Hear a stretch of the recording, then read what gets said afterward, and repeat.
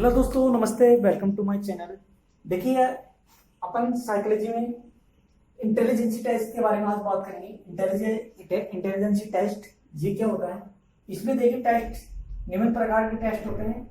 Individual test ये क्या होता है? व्यक्तित्व टेस्ट, यानी व्यक्तित्व के टेस्ट किए जाते हैं इसमें only one individually at a time, यानी ये एक ही समय पर किए जाते हैं और एक ही ट्रेनिंग के लिए किए जाते हैं। ये एक ही टाइम और एक ही ट्रेनिंग, यानी एक ही समय और एक ही प्रशिक्षण के माध्यम से ये टेस्ट किए जाते हैं, जिन्हें टेस्ट क्या कहते हैं? इंडिविजुअली टेस्ट कहते हैं। यानी वो कौन से टेस्ट हैं जो एक ही समय और एक ही ट्रेनर के लिए किए जाते हैं, वो आपके कहलाते हैं इंडिविजुअली टेस्ट। साइकोलॉजिस्टिक इज एक्सपेक्टेड, इसमें मनोवैदिक राइटरों के अनुसार एक्सपेक्टेड इसमें आशा की जाती है टू एडमिनिस्ट्रेट, यानी प्रशासक के रूप में the test for a define, ये डिफाइन है, थोड़ा सा यहां से मिल गया, डिफाइन है। और इसमें यानी साइकोलॉजिस्टिक मनोविद के अनुसार इसमें आशा की जाती है एक प्रशासक के रूप में इस टेस्ट की क्या की जाए? डिफाइन की जाए, यानी इसको परिभाषित की जाए। पीरियड ऑफ द टाइम, और ये निश्चित समय के लिए होते हैं, यानी पीरियड टाइम के लिए होते हैं। And interpret of the result, और इनका तुरंत क्या होना चाहिए? रिजल्ट होना, निकालना चाहिए। तो ऐसे टेस्ट क्या कहलाते हैं? आपके इंडिविजुअली टेस्ट कहलाते हैं। ये टेस्ट ज्यादातर 2 से 18 साल चलते हैं, यानी 2 से 3 भी आ सकता है यहाँ, लेकिन 2 से 18 ईयर के बीच में चलने वाले टेस्ट इंडिविजुअली टेस्ट कहलाते हैं। देखो, ये टेस्ट कौन कौन से हो सकते हैं? जिसे पढ़ेंगे अपन बिनेट साइमन टेस्ट। बिनेट का साइमन टेस्ट है, ये आपका व्यक्तित्व टेस्ट माना जाएगा, है ना। कौन सा टेस्ट माना जाएगा? व्यक्तित्व टेस्ट माना जाएगा, बिनेट साइमन टेस्ट। एक आता होता है रिवाइजेड टेस्ट बाय टर्मन के द्वारा जो रिवाइजेड टेस्ट किया गया था, यानी दोबारा जो टर्मन के द्वारा जो इंटेलिजेंस में दोबारा टेस्ट पुनः उसको दिया गया था, इसके बारे में ये इंडिविजुअल टेस्ट दिया गया था। जो दोबारा उसने टर्मन ने दोबारा इंटेलिजेंस टेस्ट निकाला था, वो किस पे आधारित था? इंडिविजुअली टेस्ट पे आधारित था, है ना। तीसरा देखिए, mental scholastic test of Burt के अनुसार जो मेंटल मानसिक सहयोग कोएलिस्टिक क्या होता है? सहयोगात्मक, यानी मानसिक सहयोगात्मक के अनुसार ब्रट के अनुसार जो टेस्ट दिया गया था, वो आपका कहलाता है इंटेलिजेंसी टेस्ट। तो देखिए, इसमें और एक आता है वेस्लर का टेस्ट। एक वेस्लर का टेस्ट आता है, ये टेस्ट है ना। तो ये आपके निम्न टेस्ट हैं जो क्या है, किस पे आएंगे? इंडिविजुअली टेस्ट में आएंगे। तो आपको क्वेश्चन कैसे बनेगा? पहले तो इसमें डिफरेंस दे सकता है, डिफरेंस तो कि इंडिविजुअल टेस्ट क्या होते हैं? ये समय के लिए निश्चित होते हैं, एक ट्रेनर के लिए दिए होते हैं, है ना। इनका रिजल्ट तुरंत दिया जाता है। ये 2 से 18 साल के चलने वाले इंडिविजुअल टेस्ट कहलाते हैं। ये क्वेश्चन आपका ऐसा बन सकता है, कौन में से इंडिविजुअल टेस्ट नहीं है? इनमें से 3 दे देगा, एक आधा दे देगा। तो इसमें से देखो कौन कौन से थे? Brain silent test, revised test, mental scholastic test होता है, और वेस्लर का टेस्ट। ये आपके इंडिविजुअली टेस्ट कहलाते हैं। अब आता है इसके बाद दूसरा ग्रुप टेस्ट, यानी समूहवादी टेस्ट। ये क्या कहलाते हैं? ये देखो, बच्चों के समूह के माध्यम से करवाया जाता है। बच्चों में या किसी में भी देख सकते हो, किसी डिपार्टमेंट में कर सकते हो, जैसे आर्मी डिपार्टमेंट में देखिए, है ना, कि किसी में भी देख लीजिए, ग्रुप में होता है, वो आपके ग्रुप टेस्ट कहलाते हैं। जैसे द आर्मी अल्फा, ये आर्मी अल्फा बीटा टेस्ट, ये आर्मी बीटा ये टेस्ट था, ये आपके ग्रुप टेस्ट में माना जाता है। आर्मी वाला, आर्मी क्या होता है? हमेशा सेना में समूह में रहता है, तो ये आपका कैसे माना जाएगा? ग्रुप में माना जाएगा, है ना, जिसको बेटा टेस्ट भी कहते थे। टर्मन्स ग्रुप टेस्ट, टर्मन ने भी क्या दिया था? एक ग्रुप टेस्ट का दिया था, यानी टर्मन ने एक रिवाइजेड टेस्ट दिया था, वो तो इंडिविजुअली पे आधारित था, लेकिन टर्मन का एक ग्रुप टेस्ट भी था।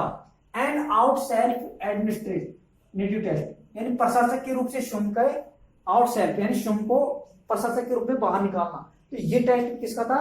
यानी ये टेस्ट आपका ग्रुप टेस्ट माना जाता है, यानी आउट सेल्फ, यानी शुम को प्रशंसक के रूप में एडमिन, जैसे टीचर का रोल क्या होता है? एडमिनिस्ट्रेटर के रूप में होता है, यानी प्रशंसक के रूप में। तो वहां बच्चे एकत्रित होकर आउट सेल अपनी समस्याओं को रखते हैं। तो यानी वो टेस्ट कौन सा कहलाएगा? आपका ग्रुप टेस्ट कहलाएगा।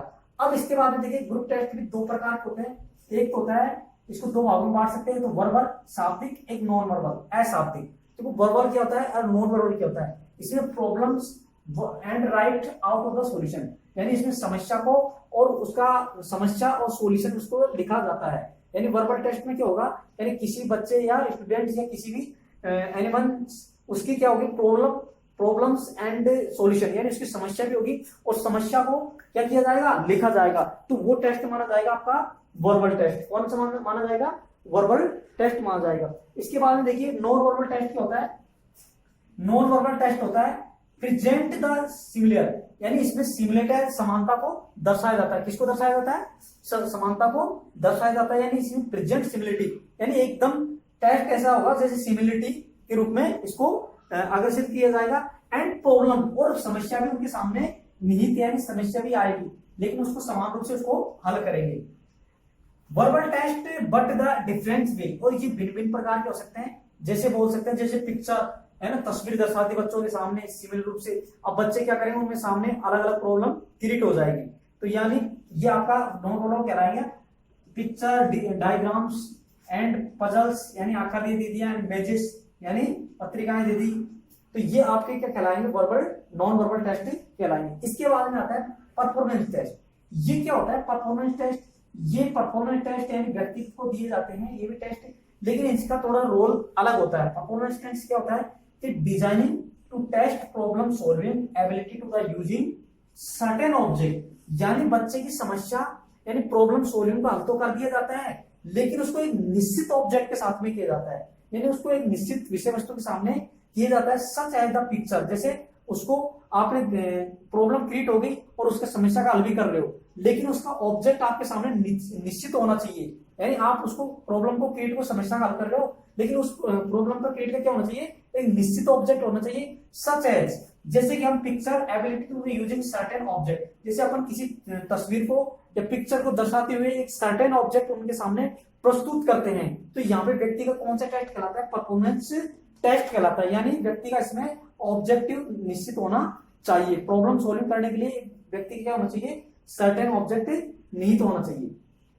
Useful with the young children, और ये किन लोगों के लिए अच्छा माना जाता है, यंग चिल्ड्रन यानी जवान व्यक्ति, यानी बाल्यावस्थाओं के लिए 6 से 12 वर्ष तक के, यानी 6 से 12 वर्ष तक के कालों बच्चों के लिए ये बहुत माना जाएगा। 6 से 12 वर्ष के लिए ये बच्चों के लिए वेरी इंपॉर्टेंट माना जाएगा। कौन सा टेस्ट, परफॉर्मेंस टेस्ट।